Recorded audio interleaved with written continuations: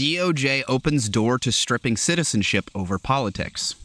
Throughout the campaign, Republicans teased an idea. The next Trump government would start to remove the citizens of naturalized Americans.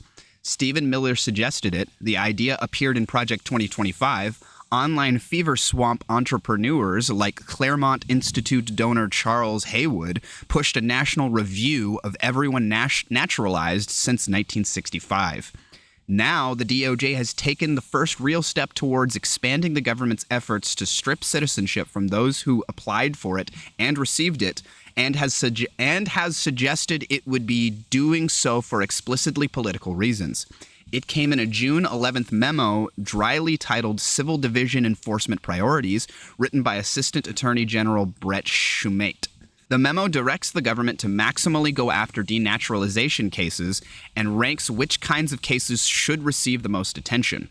At the top of the list are cases against those who pose a potential danger to national security, including those with a nexus to terrorism. Recently, denaturalization cases have dealt with a narrow set of circumstances.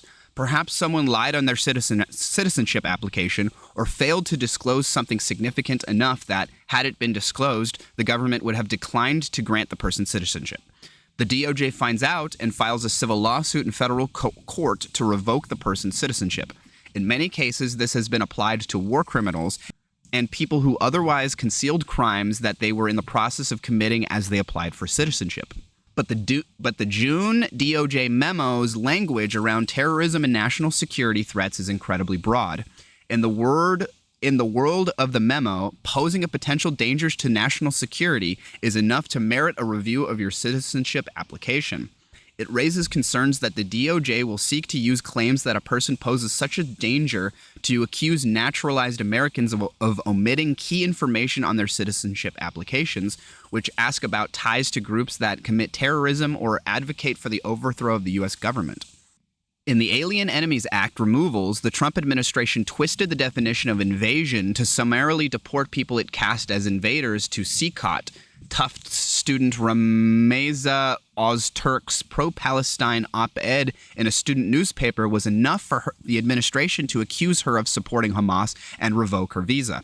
I have not seen the details of this specific deportation, but that seems absolutely bananas. It seems absolutely crazy that they let someone in here for on a student visa, assuming that if they're getting here on a student visa, they're probably a pretty good student and have proven their academic chops prior to receiving this visa.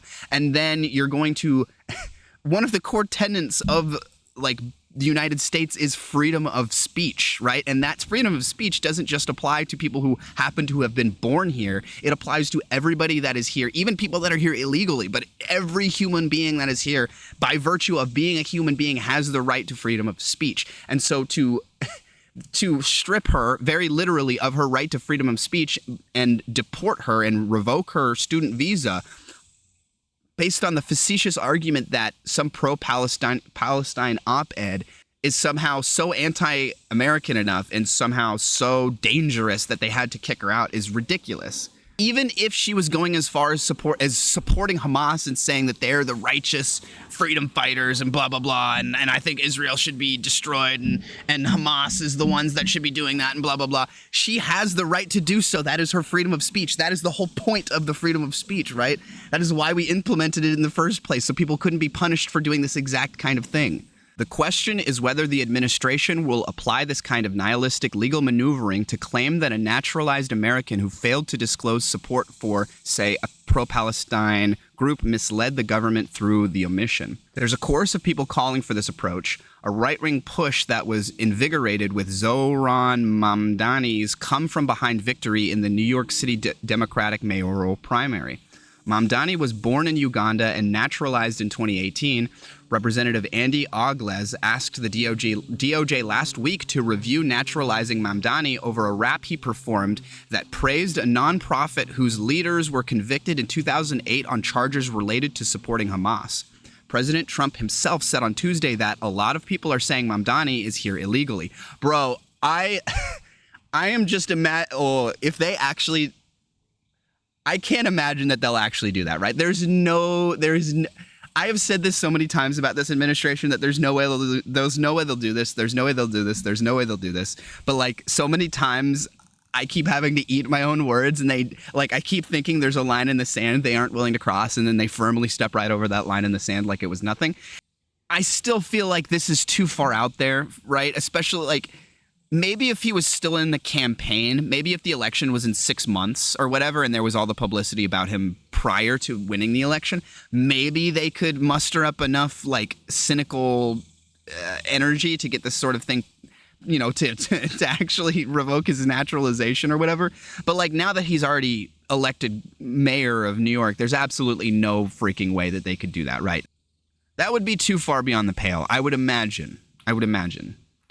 But it shows exactly where the headspace of all these Republicans are, or a lot of these conservatives who are pushing for this sort of thing, right? They're very cynically pushing for this sort of thing because this is pure cynicism, right?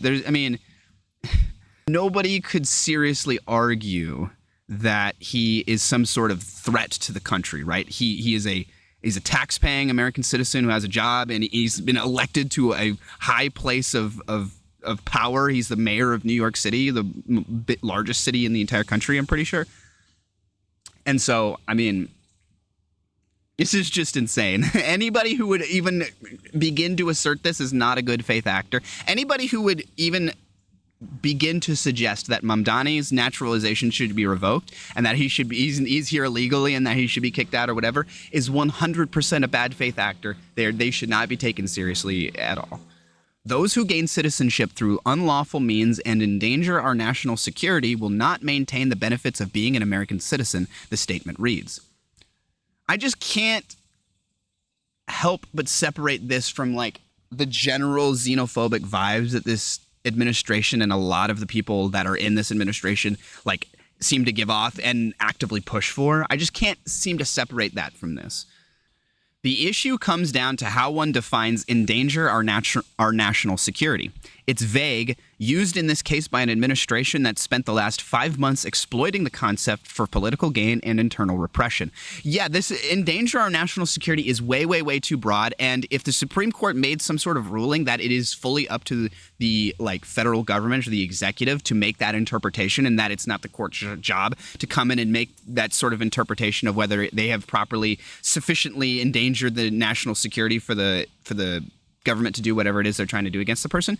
If the Supreme Court were to abdicate its responsibility on this and say that the federal government basically has they can do whatever they want because of how broad this is, then what is stopping them from going around and just literally kicking out anybody who has vaguely left-wing views or any views that disagree with them, right? They could literally just be like, they could say, we think Democrats are endangering our national security, and so anybody who's a registered Democrat, we're going to denaturalize them and kick them out of the country, right? What is stopping them from doing that sort of thing? I would imagine that this would go to the Supreme Court, and then I just worry that they're going to abdicate their responsibility and basically say, because of how vague this is, it's not in our job to decide what is endangering or not endangering national security. That's your job. And so, this could potentially.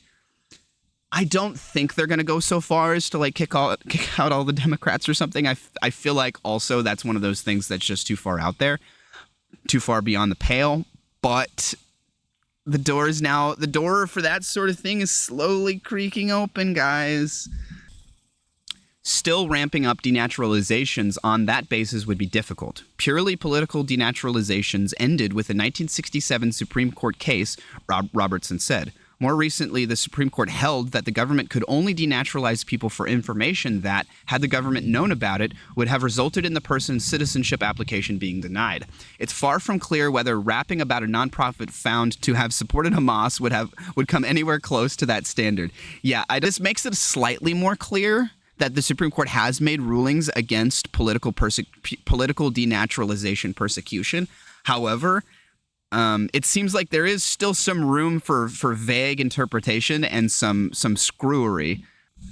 I don't think anybody could seriously argue that him performing in some sort of rap video is at all any serious danger to anything. I don't care what the rap was about. The rap could be about the downfall of the United States, but it wouldn't matter because it's just a fucking rap. Who cares?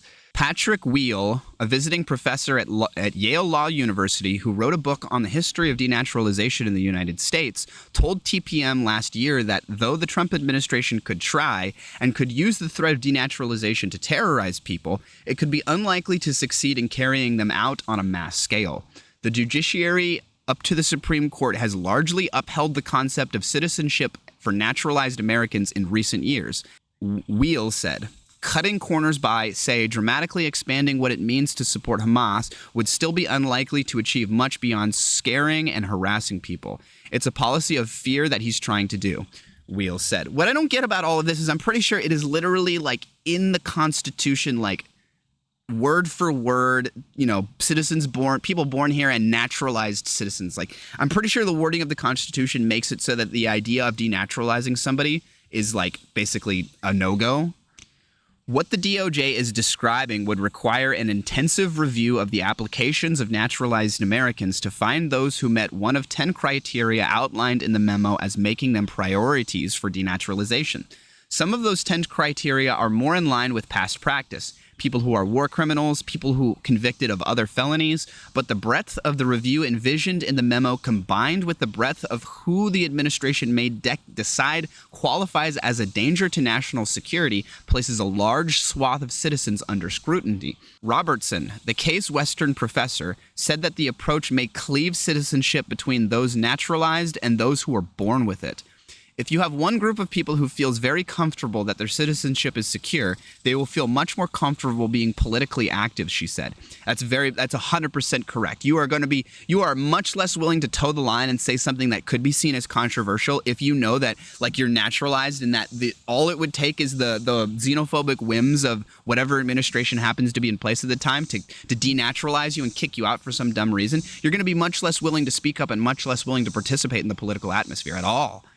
And if you have another group of people who worries that if their political activity goes on the wrong side of somebody in power, that their lives and livelihoods might be vulnerable, that is a lesser citizenship. That is a reason why people might step back from political participation. Absolutely. But yeah, this seems insane to me. I wonder if we're going to maybe see another Supreme Court case regarding this, and I wonder where they're going to stand on this, if they're going to abdicate their responsibility, if they're going to say the DOJ can do whatever the heck they want. This seems absolutely crazy. I would think that anybody who has gone through the process to become a naturalized citizen, even if they've committed crimes, they have crossed that threshold. They have crossed the line, the demilitarized zone. They have crossed that line into becoming an American citizen, and whatever they do after that point is within the context of being an American citizen. So if they commit some heinous crime or whatever, they become a serial killer or something even more horrible than that, should be tried and persecuted and held within the United States because they are an American citizen and they committed these crimes within the country. This is opening the door for something very, very dangerous. This is opening the door for serious political persecutions and literally deporting and kicking people out of the country that you politically disagree with.